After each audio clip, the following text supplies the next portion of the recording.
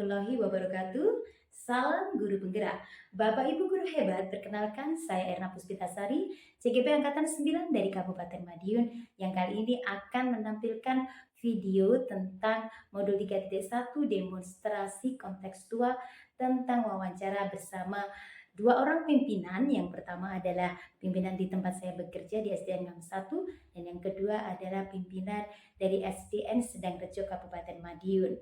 Pada wawancara nanti saya akan menanyakan kasus-kasus yang pernah terjadi atau sedang terjadi di sekolah beliau berdua, bagaimana beliau berdua menyelesaikan kasus dengan mengaitkan 4 paradigma, 3 prinsip, dan 9 langkah dalam pengambilan keputusan. Semoga wawancara ini bermanfaat bagi kita semua. Selamat menyaksikan.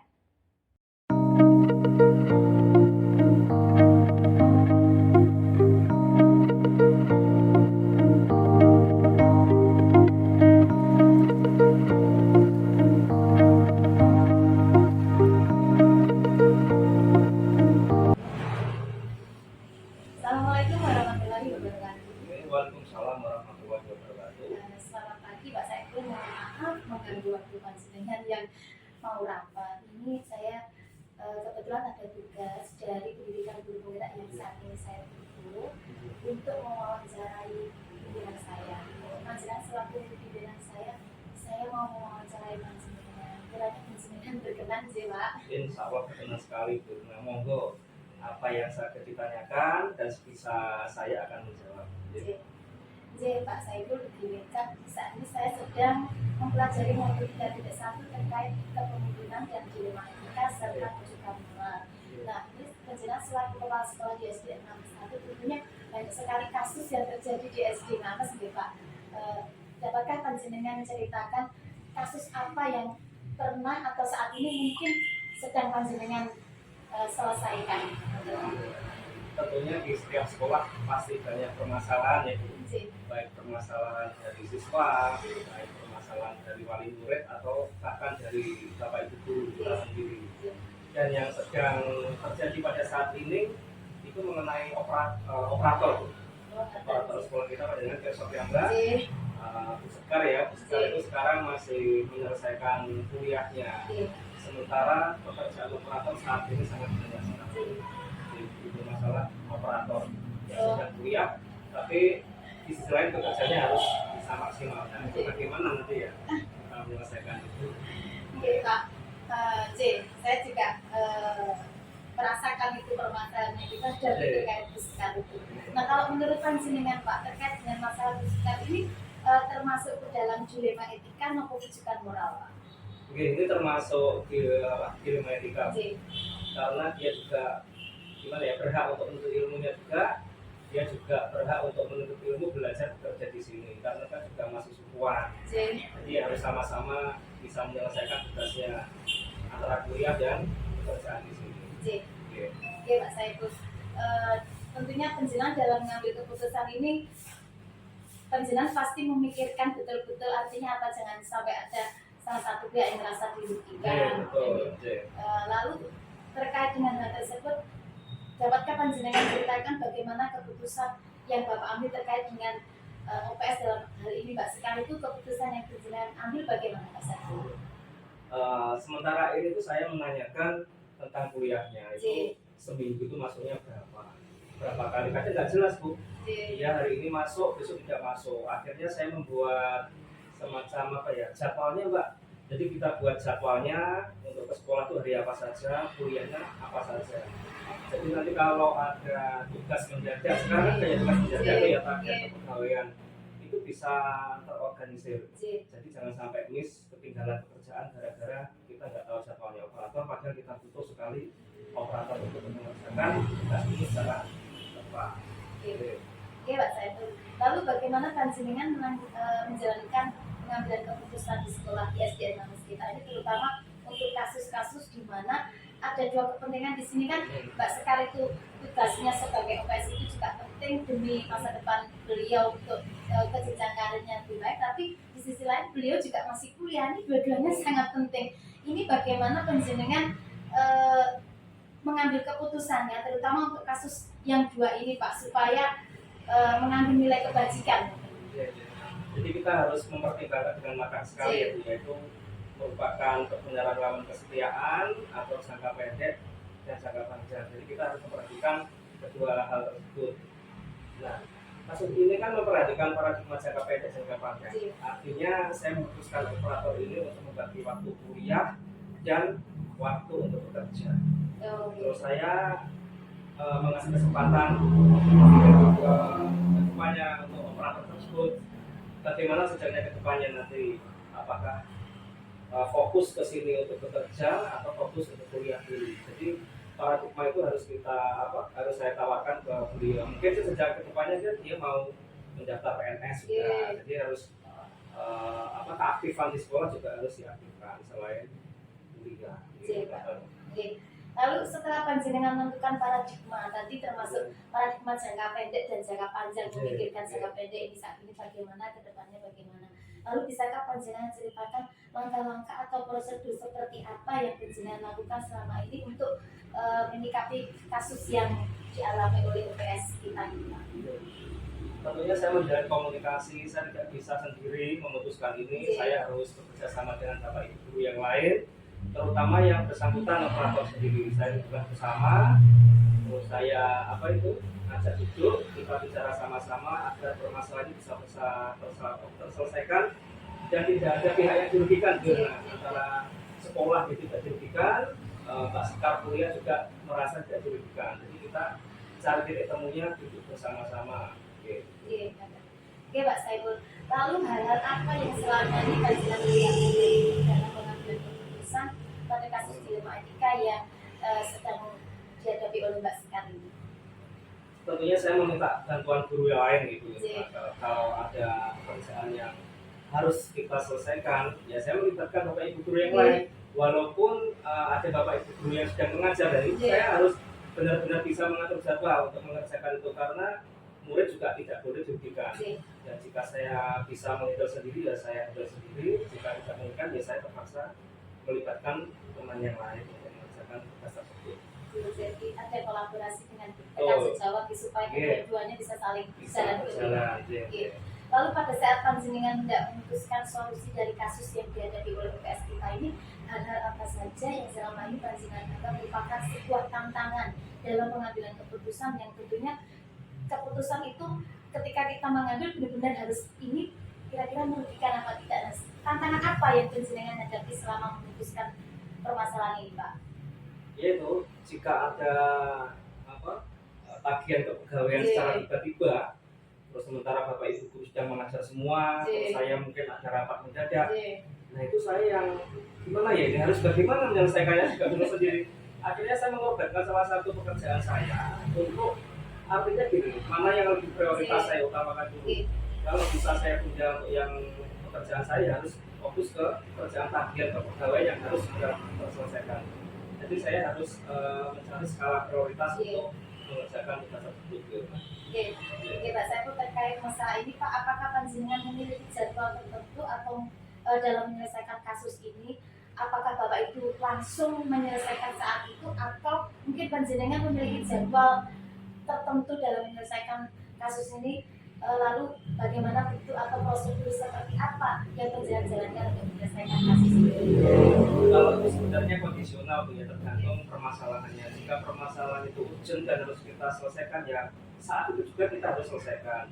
Karena jika ada permasalahan, jika kita berlarut-larut untuk menyelesaikan, akhirnya kan tidak terjadi keputusan yang maksimal. Jadi ya segera saja kalau ada permasalahan, ya saat itu juga harus kita selesaikan. Ya, lalu Pak Saiful, saat panjenengan menyelesaikan kasus tersebut, ya kasus yang UPS tadi, adakah seseorang atau mungkin faktor apa yang selama ini mempermudah dan membantu Bapak dalam pengambilan keputusan? Ya tentunya berdasarkan kesadaran diri juga gitu ya. Karena kita juga tidak bisa egois, karena kita tuh bekerja tim. Jadi ya secara refleks saja Bu, kalau memang itu bisa saya kerjakan, ya saya kerjakan dengan sendirinya. Jadi ada rasa ikhlas kita, ya sadar diri untuk menghadapi kondisi OPS yang masih dalam keadaan kuliah tersebut. Oke Pak Saiful, lalu dari semua hal yang panjenengan sampaikan tadi, pembelajaran apa yang dapat panjenengan petik dari pengalaman panjenengan saat menyelesaikan suatu kasus atau permasalahan yang Oke. mungkin terkait dengan dilema etika. Oke, memang dilema etika ini menjadi suatu hal yang apa ya, sekarang itu menjadi tren ya kan, J, foto benerin. J, Jadi kita harus pinter-pinter mencari solusi yang paling tepat. Jadi titik beratnya harus kita pertimbangkan. Tentunya dalam pribadi saya itu merupakan sebuah pengalaman dan guru terbaik bagi saya pribadi. J, Tentunya bagi Bapak Ibu. Karena dalam suatu lembaga itu pasti ada permasalahan. Kalau berjalan lurus saja itu kita tantangannya kurang. Jadi kalau ada permasalahan itu malah akan memperkuat kita dalam menggapai cita-cita sekolah itu biar menjadi lebih baik. Jadi kita hadapi aja dengan ikhlas, apapun yang terjadi bahwa kita sama-sama. Tidak berat sebelah itu harus kita kerja sama. Ya, terima kasih Pak Saiful atas waktunya menggabungkan dengan semoga apa yang Jenengan sampaikan ini bisa bermanfaat bagi saya, dan tentunya ini merupakan salah satu tugas saya dalam menempuh pendidikan guru penggerak. Terima kasih Pak Jenengan sudah membantu saya untuk melancarkan ini tugas saya. Jenengan sudah berkenan menjawab semua pertanyaan saya. Semoga Jenengan selalu diberi kesehatan dan kesuksesan. Oke, benar, sama-sama. Saya juga berharap panjenengan selama menjalankan tugas program guru penggerak ini diberikan kelancaran sampai hari H tetap sehat dan sukses tanpa ada kendala. Dan mudah-mudahan segala tugas yang jenengan sudah jenengan kerjakan nanti ke depannya akan membawa manfaat bagi kita, terutama bagi pendidik dan bagi anak didik kita. Tetap keluar angka ilmu yang dapat jenengan dapatkan nanti ke guru-guru yang lain. Tetap semangat gitu. Terima kasih Mas Saiful. Matur nuwun. Assalamualaikum warahmatullahi wabarakatuh. Sami-sami. Waalaikumsalam warahmatullahi wabarakatuh.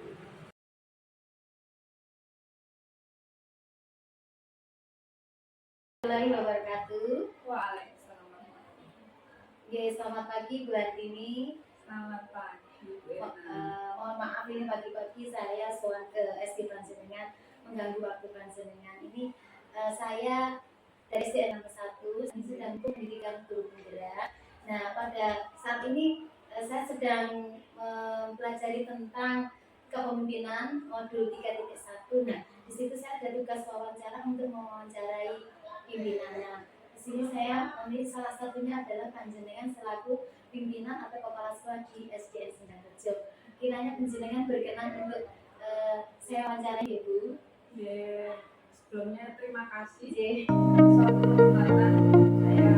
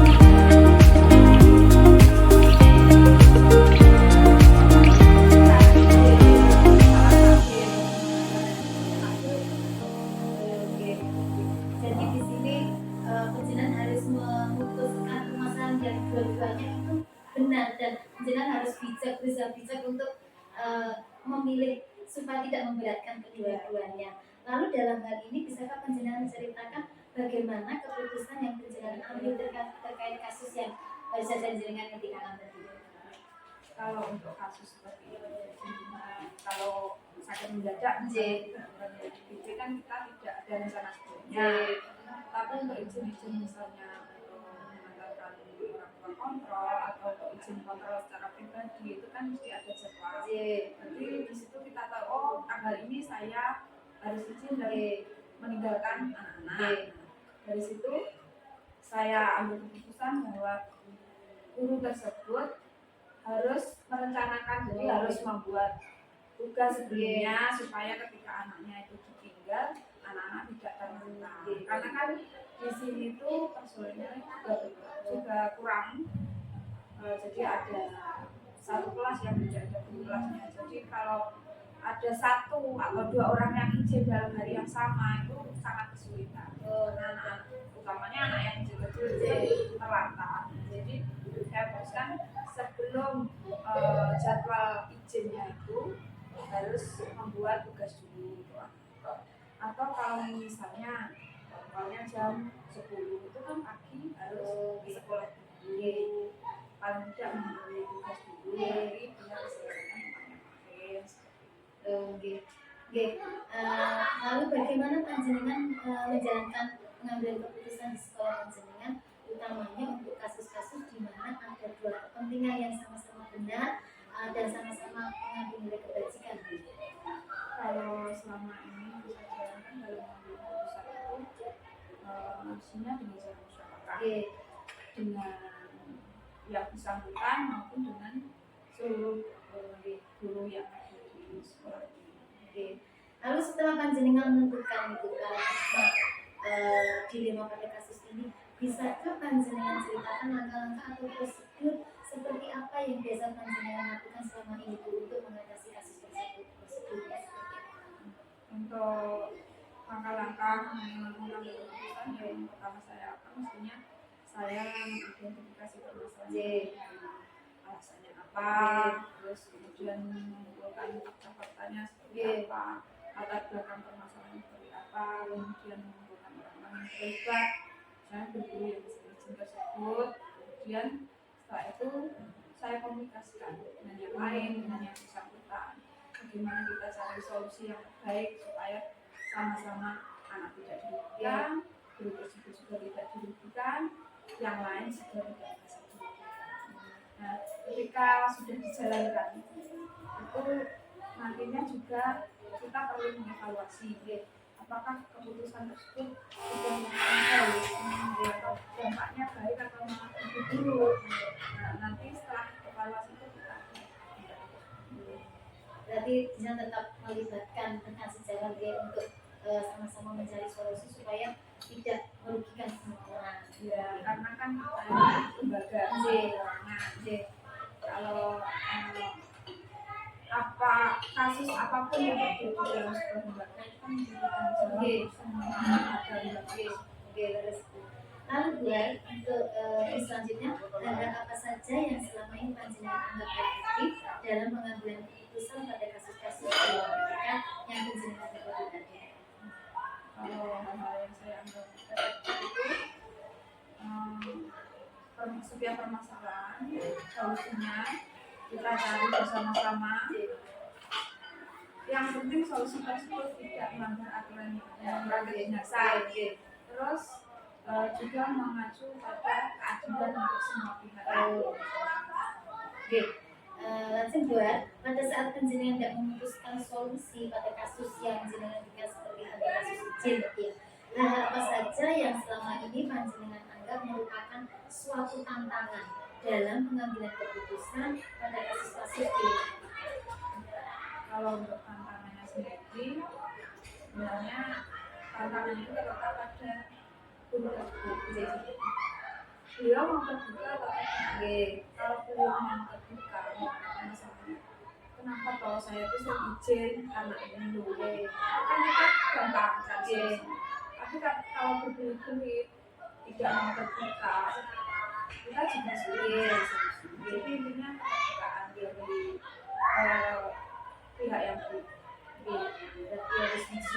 kejujuran. Lalu terkait masalah ini Bu, apakah panjenengan memiliki jadwal tertentu dalam menyelesaikan kasus dilematika tersebut? Nah, apakah panjenengan itu kalau ada permasalahan dilematika ini langsung menyelesaikan saat itu, atau panjenengan mungkin memiliki jadwal untuk menyelesaikan, atau bentuk prosedur seperti apa yang panjenengan jalankan? Kalau untuk penyelesaiannya tidak ada jadwal khusus, karena saya mulai masalah itu berdasarkan urgensinya. Itu solusi saat itu juga, kita selesaikan saat itu juga. Kalau perlu pemikiran yang lebih mendalam, perlu pertimbangan, itu akan saya selesaikan melalui rapat bersama dua guru. Di situ juga melibatkan pihak-pihak yang terlibat tadi, yang berhubungan dengan masalah itu, supaya solusinya itu juga diketahui oleh semua.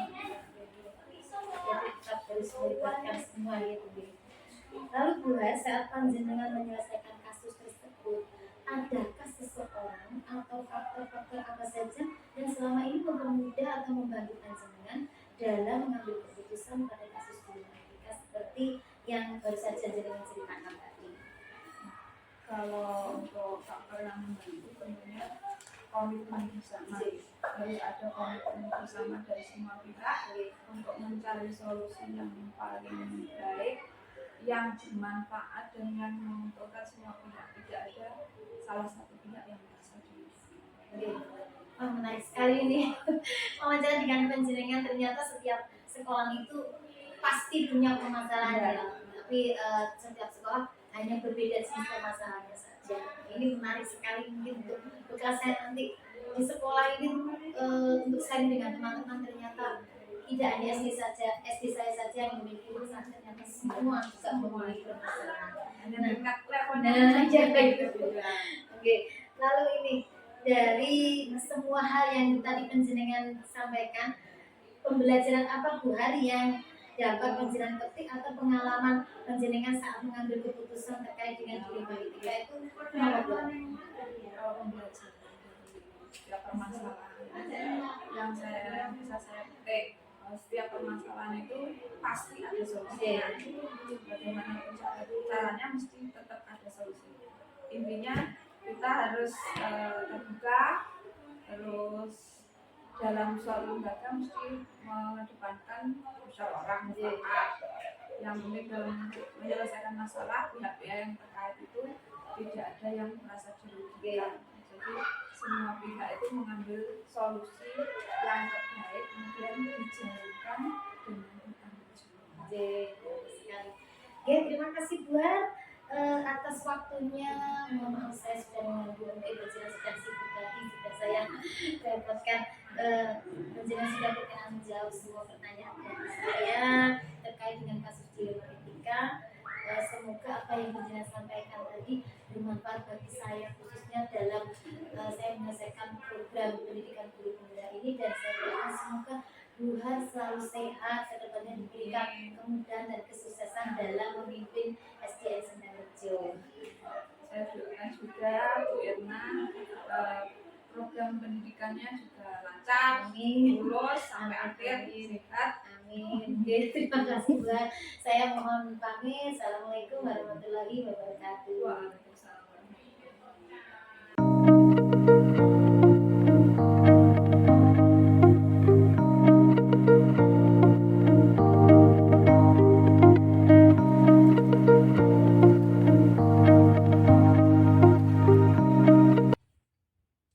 Nah, Bapak Ibu guru hebat, demikian tadi wawancara yang telah saya lakukan bersama dua orang pimpinan dari dua SD yang berbeda. Semoga bermanfaat bagi kita semua. Salam guru penggerak, tergerak, bergerak, menggerakkan. Wassalamualaikum warahmatullahi wabarakatuh.